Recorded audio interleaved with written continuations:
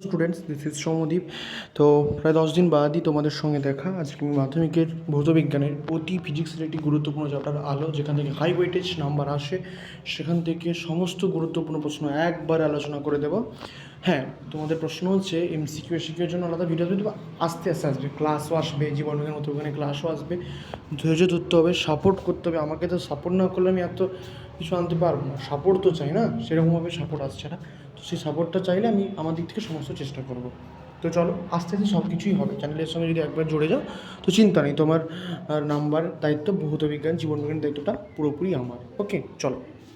কী বলছে, গোলীয় দর্পণ কী, কয় প্রকার ও কী কী, বাস্তব উদাহরণ দাও। বক্রতা কেন্দ্র, বক্রতা ব্যাসার্ধ, মেরু, প্রধান অক্ষ, ফোকাস দৈর্ঘ্য, মুখ্য ফোকাস, সংজ্ঞা সহ চিত্র সহ আলোচনা করো। এগুলো যে একজন মুখস্থ হতে বলছি না। হ্যাঁ, ফোকাস দৈর্ঘ্যটা মুখস্থ রাখো, মুখ্য ফোকাস মুখস্থ রাখো, চিত্র সহকারে এগুলো আলোচনা করলেই যথেষ্ট।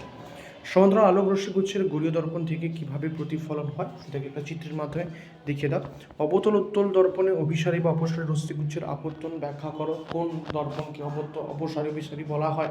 জলে ডোবালে কখন অবতলটা উত্তল লেন্সের মতো দর্পণের মতো আচরণ করে, সেটাও ইম্পর্টেন্ট।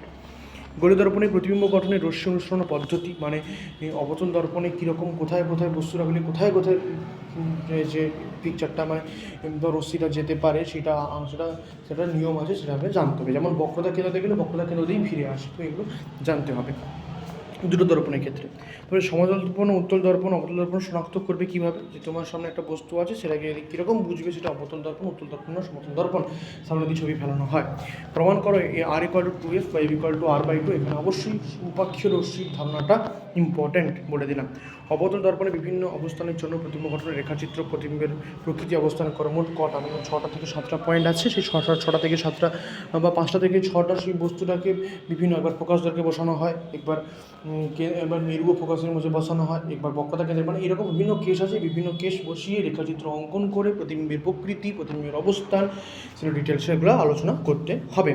আলোর প্রতিসরণ কীভাবে, এটা অবতল দর্পণের ক্ষেত্রে, উত্তল দর্পণের ক্ষেত্রে তো একটা কেস আছে, একটা কেস আলোচনা করে দেবে।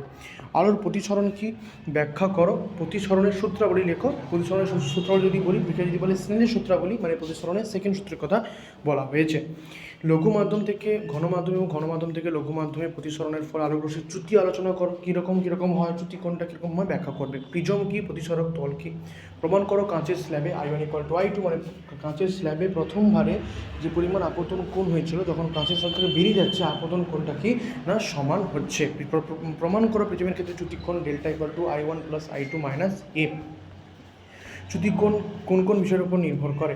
তারপর হচ্ছে লেন্স কি, কয় ভাগে ভাগ করা যায়। লেন্সের প্রকারভেদ, লেন্সের বক্রতা কেন্দ্র, বক্রতা ব্যাসার্ধ, প্রধান অক্ষ, চিত্র সহকারে সংজ্ঞা সহ ব্যাখ্যা দাও।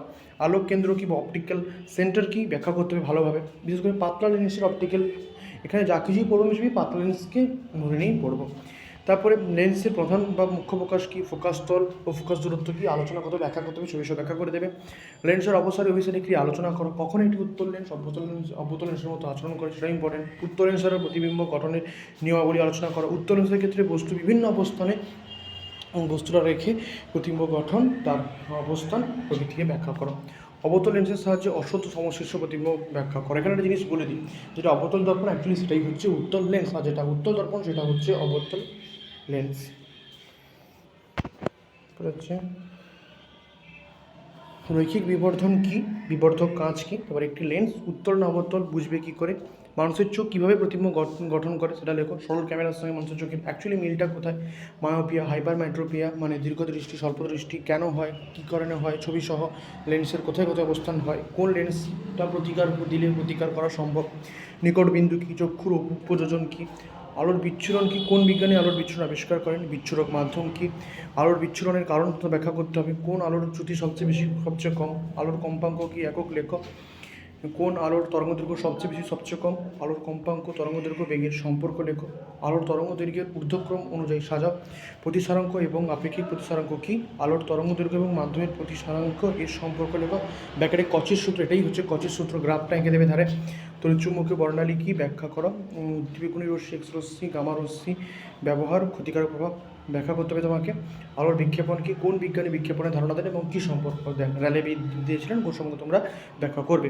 দিনের বেলা আকাশকে নীল দেখায় কেন। এখানে অনেক এক্সট্রা প্রশ্ন আসতে পারে যে নীল কাচের মধ্য দিয়ে একটা ফুল কী কী দেখাবে, লাল কাচের মধ্যে ফুল দেখাবে, ওইগুলো কিন্তু একটু দেখে নেব। মোট এই টাইপেরই প্রশ্ন আসবে, এগুলো করে দেয়, আশা করি বাইরে আসবে না। যদি আরও কিছু ব্যাকআপের প্রশ্ন আসবে আমি সেগুলো পরে নিয়ে আসবো, আগে এগুলো কমপ্লিট করাটা খুবই জরুরি। তো চলো দেখা হচ্ছে খুব তাড়াতাড়ি নেক্সট ভিডিওতে, ততক্ষণ পড়াশোনা চলে রাখো আর আমার চ্যানেলটাকে সাপোর্ট করো। তোমরা যেসব চ্যানেলকে সাপোর্ট করছো সেখানে সাজেশনের জন্য বলে, আমি কোথাও কোনো দিনও বলিনি আমি সাজেশনের জন্য করছি, আমি কমপ্লিটলি গাইডলাইন দিয়ে বলছি এইগুলো করলে একটা ভালো মার্কস আসতে পারে। এর জন্য যা যা দরকার আমি আস্তে আস্তে সলভ করবো, দেবো, কিন্তু ততক্ষণে আমার সাপোর্টটা চাই। সেরকম সাপোর্ট না পাওয়া পর্যন্ত আমি সেরকম কিছু করতে পারছি না। থ্যাংক ইউ, দেখা হচ্ছে নেক্সট ভিডিওতে।